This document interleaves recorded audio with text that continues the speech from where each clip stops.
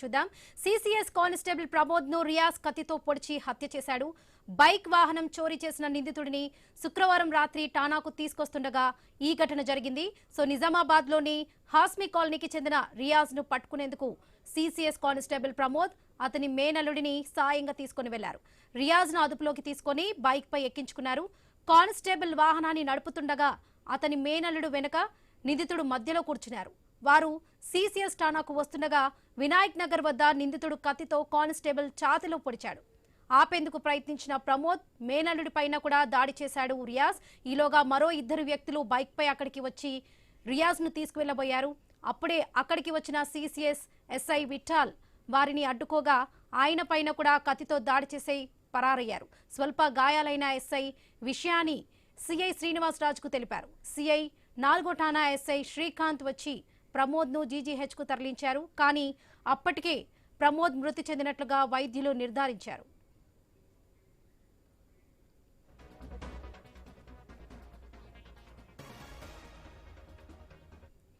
ఇక ఆ తర్వాత సీన్ ఏంటంటే, కానిస్టేబుల్ ప్రమోద్ ను హత్య చేశాక సహచరులతో కలిసి రియాజ్ పారిపోయాడు. సారంగాపూర్ పరిసరాల్లో తిరిగాడు. జనగంపేట రహదారిపై ఓ దాబా దగ్గర షెడ్ లో నక్కాడు రియాజ్.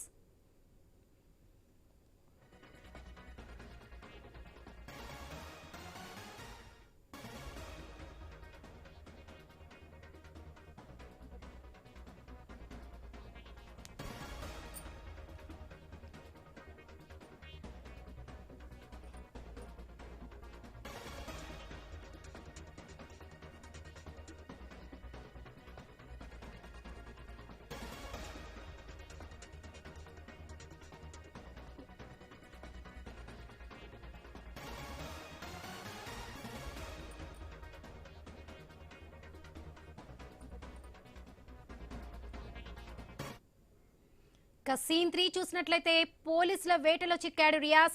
ఈ కేసును సవాల్గా తీసుకున్న పోలీసులు ప్రత్యేక బృందాల ద్వారా గాలింపు చేపట్టారు. ఎట్టకేలకు సారంగాపూర్ దగ్గర రియాజ్ ను ట్రేస్ చేసి అదుపులోకి తీసుకున్నారు పోలీసులు.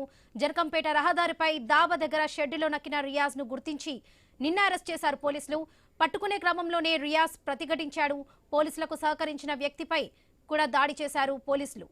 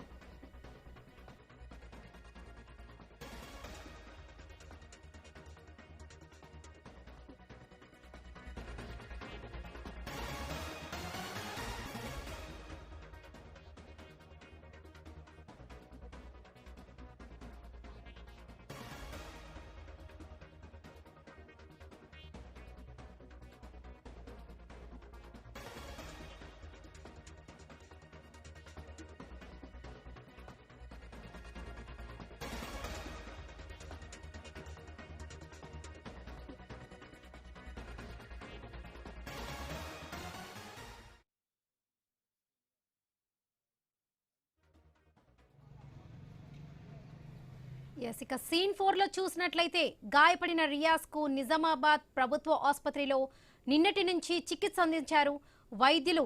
4 ఎక్స్రేలు తీశారు. రియాజ్ కి నిందితుడిని మెజిస్ట్రేట్ ఎదుట హాజరుపరిచి రిమాండ్ కు తరలించాలని పోలీసులు భావించారు. అంతలోనే రియాజ్ తప్పించుకునేందుకు ప్రయత్నించి కానిస్టేబుల్ పై దాడికి దిగాడు.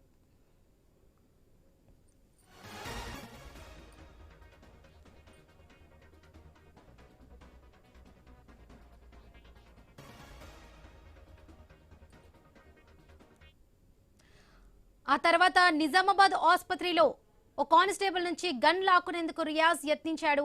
రియాజ్ దాడిలో ఏఆర్ కానిస్టేబుల్ కు తీవ్ర గాయాలయ్యాయి. పారిపోయేందుకు ప్రయత్నించిన రియాజ్ పై పోలీసులు కాల్పులు జరిగాయి. ఆసుపత్రిలో చికిత్స పొందుతూ తప్పించుకునే యత్నం చేశాడు రియాజ్. ఇక పోలీసుల పైన దాడికి దిగి కాల్పుల్లో మృతి చెందాడు రియాజ్.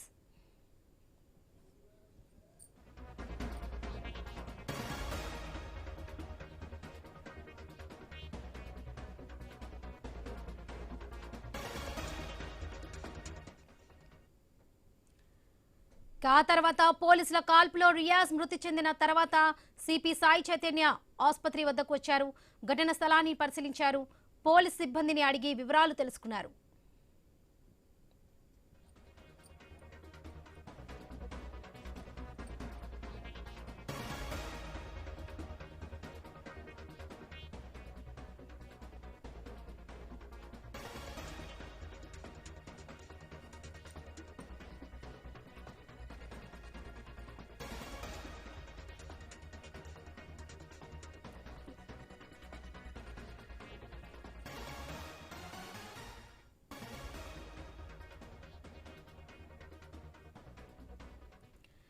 ఎస్ మనం ఐ న్యూస్ స్క్రీన్ మీద ఎక్స్క్లూజివ్ గా చూస్తున్నాం.